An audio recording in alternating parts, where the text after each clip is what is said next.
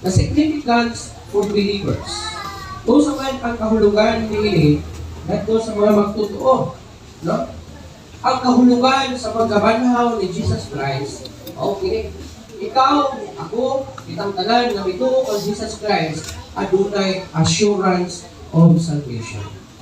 Kasiguruhan na ikaw mabanhaw, kasiguruhan na ikaw maluwas kung ikaw mamatay, kung matubak sa ukmanan sa Ginoo. Pero man, tungod kay nituo ka ang Jesus Christ. Wala na importante yun na ikaw mutuo kang Jesus Christ. Kaya si Jesus Christ na makaluwas nito. Ikaw, kung ako, ang kanan ang hinunggan, ano namatay siya. Kaya kung wala si Jesus Christ, hindi ang matatalay.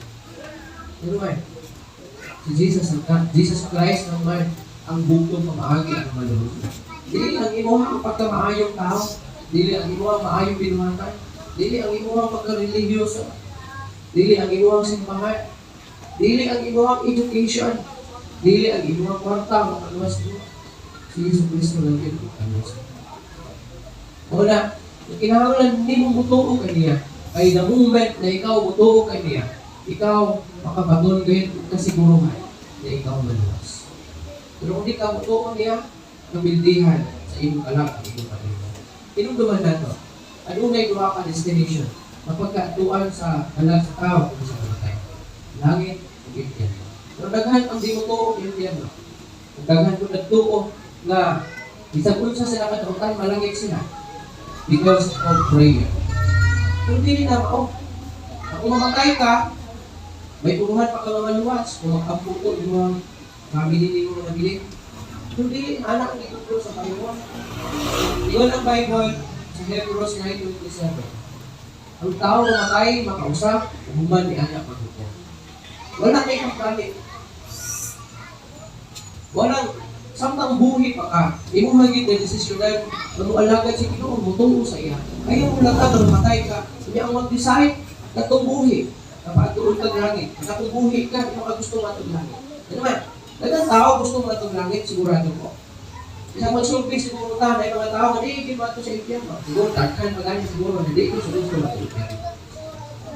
Gusto din matong langit. Pero kung hindi mo mga tao na ilang kinabuhi, di sila kung gusto matong impyerno. Pero ilang kinabuhi, kapagulong dito sa impyerno. Dawin sila magkinabuhi, murang padulong dito sa impyerno. Pero kung pamuntan naman din mo, sa langit sila gusto. Ano man? Tungod sa prinsipyo, nagpadayon sila kung pakasala. Tungod sa mga pagtulunan, kung doon ay mag-ampo, kanila managit sila. Pero nga nung muna itong pamandi mo na siya, o dili mo na mawang itudlo sa Bible. Ingon ang Bible, sa tanan na bilawat ito, kaya sila iyakagan o katuon ng mahimong mga anak sa Diyos. Kamutanan ako, ang patay ba makahimo sa pagtuko, pagdawat ng Jesus Christ. Hindi na makahimo, ay patay na. Bisa pala, kung mamatay ako sa katao, gilabay mo na ito sa kanal, o dito sa pangpang, o dito sa dagat, wala na nga kasi pagbati na masakitan pa siya. Amoy mo siya nga, pagkabulog niya dito sa kanal, dito sa akay. Wala na na. Aray ko, sakit sa pambataw, ano dito sa community. Hindi na kailangan ng patay. Usa, dili na siya makadecide kung mutuo ba siya, mudawat ng Jesus Christ. Kung mamatay siya, maadto sa impyerno, ulahin na ang talan. Ulahin na ang talan. Ano ba? Dapat sa buhay pa siya dapat mag-desisyon. Sa diha, kita na mga buhay na rin. For example, isa sa inyo gusto mo uyo dari agit sa kabayan. Diya imong sili, imong, for example, imong mama. Kaya isa gusto mo puyo ka sa kabayan. Gusto ka niya papuyon kaya ito sa layo kay dapit, kay layo sa pamilya. Pero imong gusto, dari ka, siguro masubukan. Siguro maglagot ka sa imong mama. Ano kayo mo din mo papuyon? Dili man gusto mo puyo. Pero ganun hindi ka matay. Okay naman sa iyo na magbuot sila, magbanto ng langit. Samtang ka buhi pa ka, kaya yung tinabuhi, manulong dito sa impyerno. Wala, ang desisyon niya, yung buhaton, sa buhi, dili imong papa, imong mama, mag-decide, imong isun, magyente, naman itong langit. Samtang buhi pa ka, ikaw ang mag-decide. Kaya sama sa kong iyon, ang pulong ng iwan, sa uwan, pulong Diyos. Sa tanan na bitawa, kung dito ko, sila giyatagan, magkatugod ng himong mga anak sa Diyos. Ang patay, dili na napakatuo. Dili na sila makanawat, lagi sa Kristo. Ulahin na ang tanan. Ikon magani, nawalay pagbasol sa makuna. Ang tanan na alis. Alis, kung saan ka nito, ay lumdo mo sa dato, na namatay kung sila sa ron namatay. Si Dato, grabe rin niya ang tagbaw sa iyang pagkadato. Si Lazaro, nag-anto sa iyang kakabos o sa iyang malatian. Na according pa sa Bible, tungod sa iyang kakabos o tungod sa iyang malatian, nung itakbo sa lawas, na napuno o kabako, mukhaon na lang siya o bumbo na matagap ikan sa labis. Usa pa adlaw, namatay ang si Lazaro. Ug namatay usab ang Dato. Ang Dato miadto dito sa hudlo.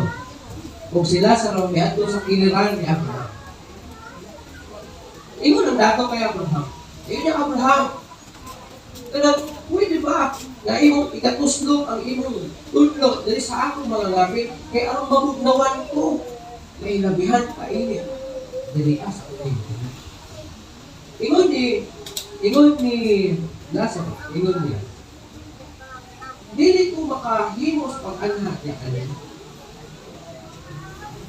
Kay doon ay buaw na nagpamagitan na ito. O hinungan na dili ko ka-anhat niya siya. Ingon ang mga Dato. Ingon niya. Lazaro, ayun niya. Abraham, Ginoo, pwede ba? Ngayon mo ipadala si Lazaro dito sa kalibutan. Kaya naako ko yung mga iksukan dito di ba ka mga lalaki? Arong may baluan sila, doon sa akong ginagatan. Arong dili sila makaanhi, dapat na kong ginagawa. Kasi ingon, sa Ginoo, di Abraham, ingon niya. Dato, dili na kinahanglan nga maadto pa sila sa ron dito. Kaya kung ana si Moses dito kung ana ang mga propeta, kung ana ang mga magwawali, nga nagwali kanila. Kung dili sila butuo, bisan pag ipadala na ko si Lazaro dito wala gyapon sa iyo. So kinahanglan nga mutuo sila taon Jesus Christ. Kung dili sila mutuo, may adto gyapon ang iyang mga igsuon dito sa gatuan sa ilang igsuon nga dato. Isa pa daw ipadala ang patay na si Lazaro ngadto sa mga buhi ang pagwali kanila kung dili sila mutuo, wala gyapon kayo. Wala karon, daghan na kaayo magmawali sa pulong sa Ginoo. Pero daghan gyapon dili. Wala na tayo kayo.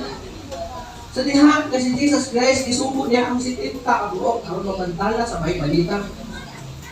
Ingon niya wali, kung dili sila maginaw, itaktak ang abok sa inyong mga sandal, ang dili kamo manubak sa ilang bubok.